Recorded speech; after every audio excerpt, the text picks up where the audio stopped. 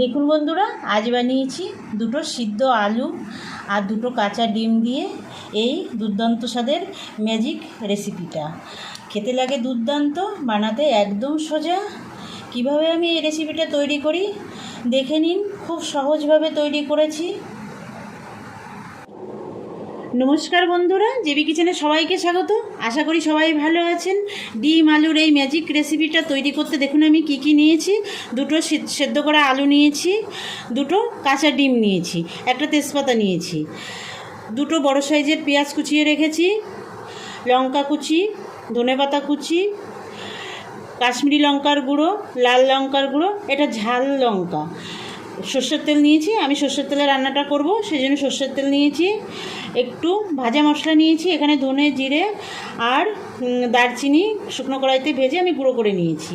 একটা টমেটো কুচি নিয়েছি, রসুন বাটা, হলুদ গুঁড়ো, লবণ নিয়েছি 2 চামচ, বেসন নিয়েছি, চিনি নিয়েছি একটু।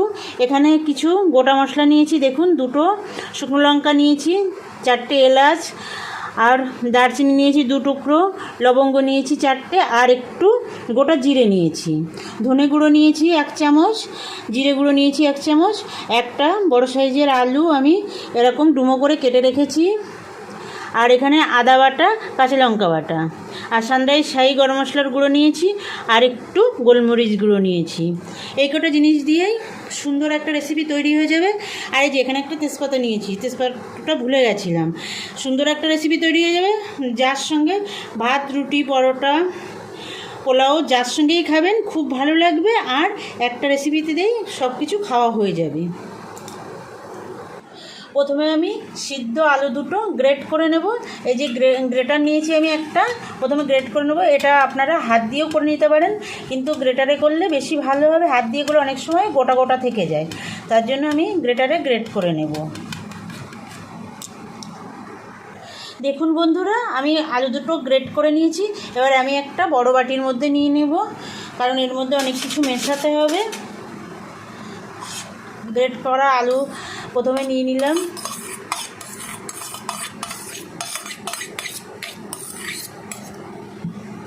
এবার এর মধ্যে আমি স্বাদ মতো লবণ দিয়ে দেব,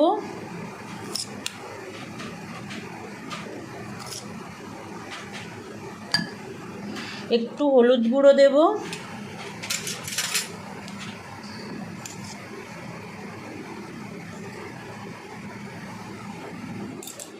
যে ভাজা মশলাটা নিয়েছিলাম সেই ভাজা মশলাটা দিয়ে দেব, কাঁচা লঙ্কা কুচি, কিছুটা পেঁয়াজ কুচি দিয়ে দেব,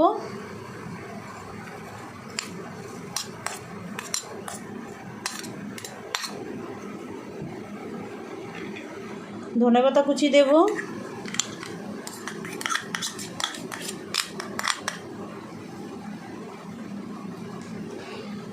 একটু আদা বাটা দেব,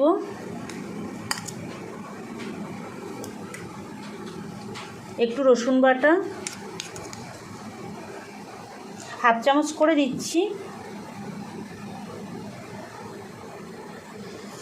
একটু এই যে ঝাল লঙ্কার গুঁড়ো দিলাম। আপনারা লঙ্কাটা আপনাদের স্বাদ মতো দেবেন, ঝাল লঙ্কা দিতে ইচ্ছা না হলে দেবেন না, কোনো অসুবিধা নেই। সামান্য একটু কাশ্মীরি লঙ্কা দিলাম কালারের জন্য। এবার এটা একটু মিশিয়ে নেব। দেখুন বন্ধুরা, সব মশলা দিয়ে আমি আলুটা মিশিয়ে নিয়েছি। এবার আমি এর মধ্যে ডিম ভেঙে দিয়ে দেব। খুব সহজে রান্নাটা হয়ে যায় বন্ধুরা, কিন্তু খেতে দুর্দান্ত হয়। বানাবেন একবার, আমি যেভাবে রান্নাটা করছি। আমার ভিডিওটা স্কিপ না করে সম্পূর্ণ দেখবেন, আর আমি যেভাবে রান্নাটা করছি সেভাবে একবার করে দেখবেন। আশা করি আপনাদের খুবই ভালো লাগবে, যাকে খাওয়াবেন তারই খুব পছন্দ হবে। এবার মিশিয়ে নেব। দেখুন একটা কাঁটা চামচ দিয়ে মিশিয়ে নেব। দেখুন বন্ধুরা, ডিমের সঙ্গে সব মিশিয়ে নিয়েছি। এবার আমি একটু গোলমরিচ গুঁড়ো দিয়ে দেব। দেখুন 1 চামচের 4 ভাগের 1 ভাগ মতো গোলমরিচ দিয়ে দিলাম। মিশিয়ে নেব আবার। গোলমরিচটা মেশানো হয়ে গেছে। এবার আমি 2 চামচ বেসন দেবো, কিন্তু অল্প অল্প করে এরকম দেব আর মেশাবো। দেখুন অল্প অল্প করে দেবো আর মেশাবো। এভাবে মিশিয়ে নেব।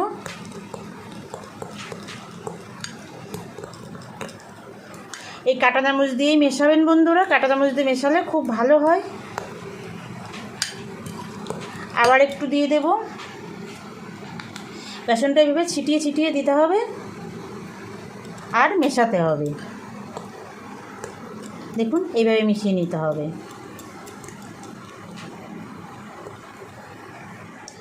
দেখুন বন্ধুরা, আমি 2 চামচ বেসন এর সঙ্গে মিশিয়ে নিয়েছি। দেখুন ঘনত্ব ঠিক এরকম হয়েছে। আপনারা কিন্তু ডিম আলু পরিমাণ কমিয়ে বা বাড়িয়ে নিতে পারেন। সেক্ষেত্রে বেসনও কিন্তু বাড়িয়ে কমিয়ে নিতে হবে, মশলাটাও সেইভাবে বাড়িয়ে কমিয়ে নিতে হবে। এই যে মিশিয়ে নিচ্ছি সুন্দর করে।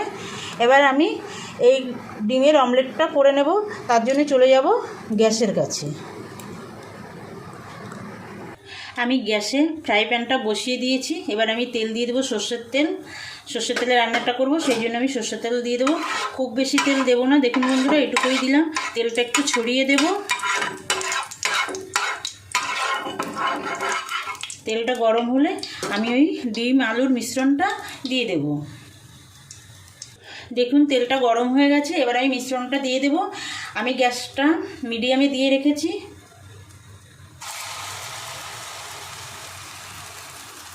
পুরো মিশ্রণটা দিয়ে দেব।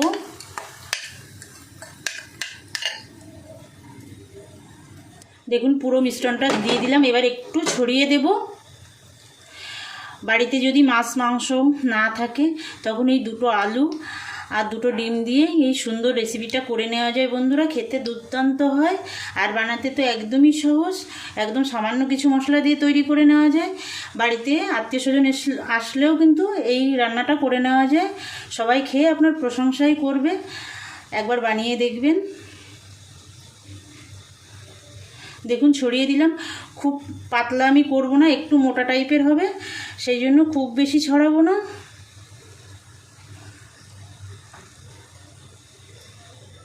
এবার আমি ঢাকা দিয়ে 5 মিনিট মতো রাখবো।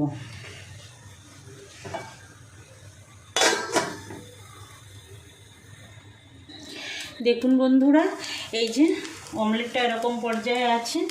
অমলেটটা মোটামুটি অনেকটাই বড় হয়ে গেছে। ফ্রাই প্যানটা অনেক বড়, সেই জন্য একটু উল্টে দেব। দেখি কি হয়, ভেঙে যায় কি না জানি না, বুঝতে পারছি না। দেখুন আমি এই ঢাকনাটা দেব, দিয়ে এইটা এইভাবে উল্টে নেব। এই দেখুন উল্টে নিয়েছি। এবার আমি এই সাইডটা একটু আরেকটু তেল দিয়ে দেব।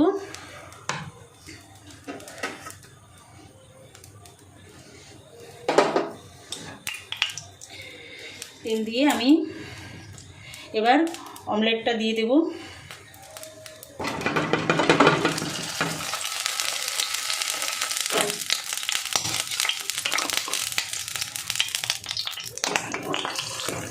এ দেখুন একটু ভাঙেনি বন্ধুরা।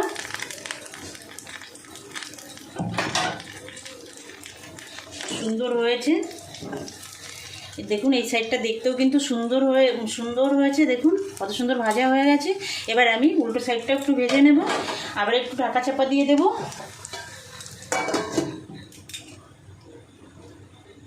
দেখুন বন্ধুরা, অমলেটটা কিন্তু আমার একদম রেডি হয়ে গেছে। এবার আমি নামিয়ে নেব। দেখুন কত সুন্দর হয়েছে, দেখতেও কিন্তু খুব সুন্দর হয়েছে।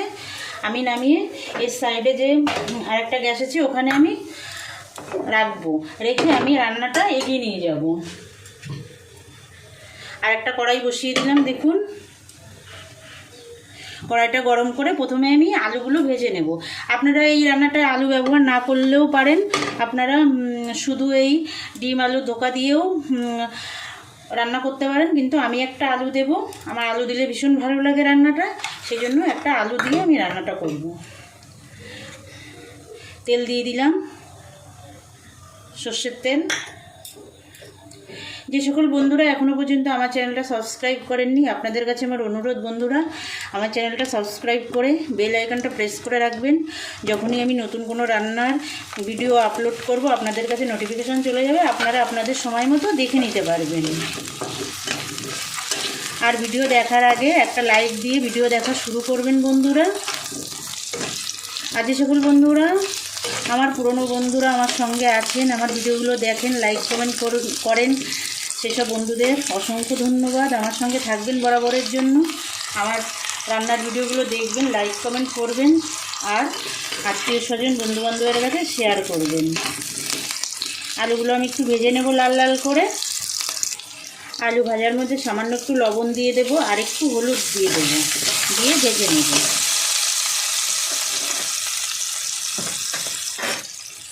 একদম সামান্য হলুদ দেব, বেশি হলুদ দিলে একদম পুড়ে যাবে, পুড়ে তেলটা নষ্ট হয়ে যাবে, তার জন্য সামান্য একটু হলুদ দেব। দেখুন বন্ধুরা আলুগুলো ভাজা হয়ে গেছে, আমি তুলে নেব।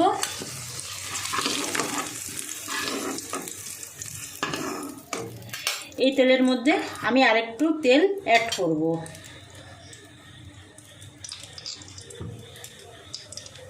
তেলটা গরম করে নেব। তেল গরম হয়ে গেছে, আমি শুকনো লঙ্কা দুটো দিয়ে দেব। দিয়ে দেবো গোটা গরম মশলাগুলো, 4টে এলাচ, 4টে লবঙ্গ আর 2 টুকরো দারচিনি দিয়ে দিলাম। আমি এলাচগুলো কিন্তু ফাটিয়ে নিয়েছি, আর একটু গোটা জিরে দিয়ে দিলাম। একটু ভাজা ভাজা করে নেব। যখনই ভাজা ভাজা সুন্দর একটা মিষ্টি মিষ্টি সেন্ট বেরোবে, তখন আমি এর মধ্যে দিয়ে দেব এই যে তেজপাতাটা দিয়ে দেবো। তেজপাতা আমি পরে দিই, না হলে একদম বেশি পুড়ে যায়। এবার আমি পেঁয়াজ কুচি দিয়ে দেবো।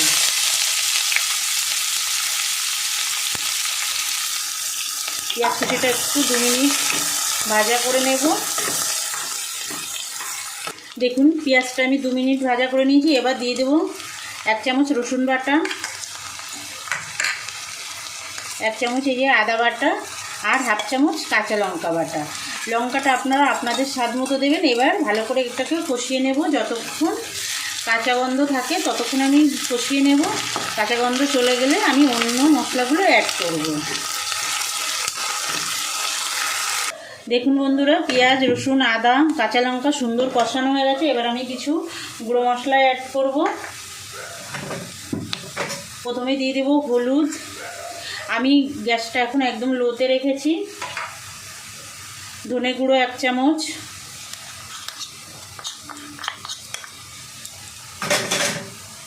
জিরে গুঁড়ো 1 চামচ,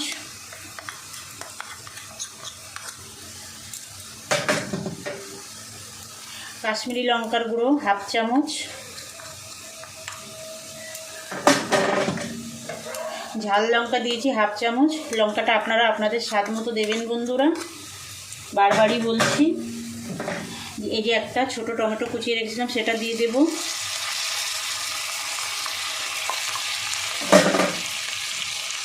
দিয়ে দেবো একটু চিনি, দিয়ে এটা দুবার নাড়িয়ে নিয়ে এতে সামান্য একটু জল অ্যাড করব। অ্যাড করে আমি মশলাটা ভালো করে কষিয়ে নেব, না হলে মশলাটা পুড়ে যাবে, তার জন্য একটু জল দিয়ে দেব।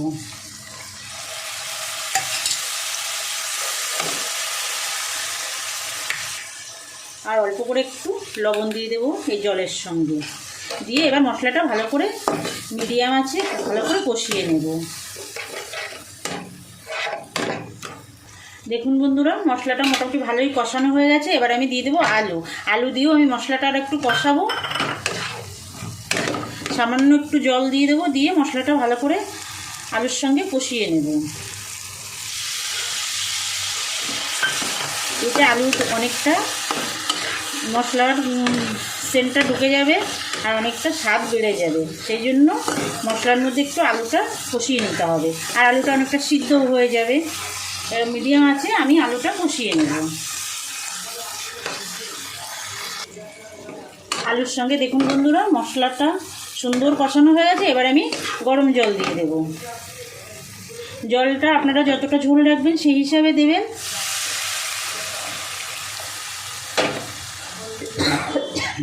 গরম জলই দেবেন বন্ধুরা, গরম জল দিলে কিন্তু রান্নায় অনেক স্বাদ বেড়ে যায়, তার জন্য সবসময় গরম জল দেবেন। আর একটু দেব।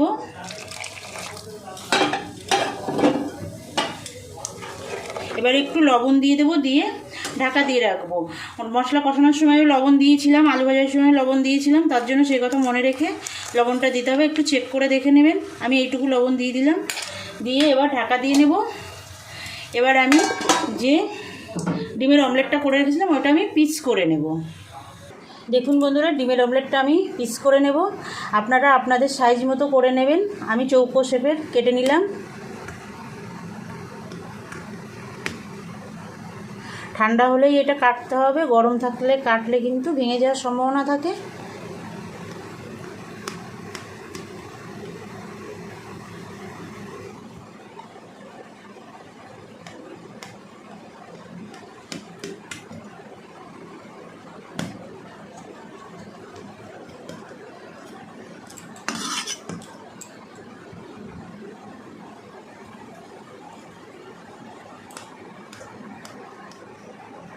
দেখুন আমি কেটে নিয়েছি।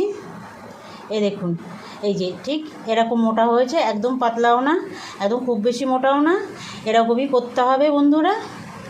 একদম পাতলা হলে কিন্তু ভালো হয় না, আর খুব বেশি মোটা, এর থেকে মোটা হলেও ভালো লাগবে না। এইভাবে আমি চৌকো শেপে কেটে নিয়েছি, আপনারা আপনাদের পছন্দ মতো কেটে নেবেন। দেখুন বন্ধুরা, সব ধোকাগুলো রেডি হয়ে গেছে। ডিম আলুর ধোকা বা অমলেট যেটাই বলেন, রেডি হয়ে গেছে।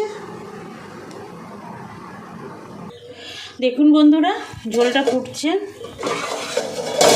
দেখতে কিন্তু দুর্দান্ত হয়েছে, খেতে ভীষণ ভালো হয়। এবার আমি এই ঝোলের মধ্যে ডিমের অমলেটগুলো বা ধোকাগুলো ছেড়ে দেব। এটা দেওয়ার পরে বেশি ফোটানো যাবে না, মিনিট 2-3 ফুটিয়ে নেব।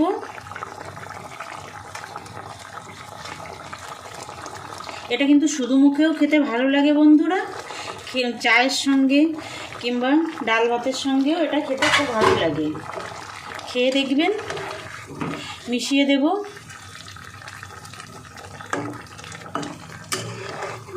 এই ধোকাগুলো অনেকটা ঝোল টেনে নেবে, তার জন্য একটু ঝোল রয়েছে, কিন্তু লাস্টে কিন্তু এতটা ঝোলও থাকবে না। এবার আমি 2 মিনিট ঢাকা দিয়ে রান্না করে নেব। 2 মিনিট হয়ে গেছে, দেখুন বন্ধুরা কত সুন্দর হয়েছে।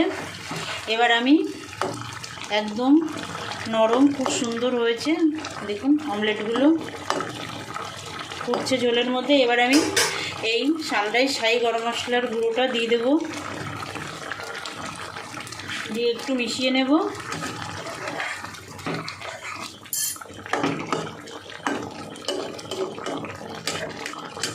এবার আমি গ্যাস অফ করে দেব বন্ধুরা। গ্যাস অফ করে দিয়ে আমি ঢাকা দিয়ে রাখবো 1 মিনিট, তারপরে নামিয়ে নেব। দেখুন বন্ধুরা 1 মিনিট হয়ে গেছে, দেখুন কত সুন্দর হয়েছে দেখতে। এবার আমি নামিয়ে নেব। যে সকল বন্ধুরা এখনও পর্যন্ত আমার সঙ্গে আছেন সে সকল বন্ধুদের অসংখ্য ধন্যবাদ। আমার সঙ্গে থাকবেন এরকম। আজ তাহলে এই পর্যন্ত থাক, আবার দেখা হবে নতুন কোনো রান্নার ভিডিওর সঙ্গে। নমস্কার।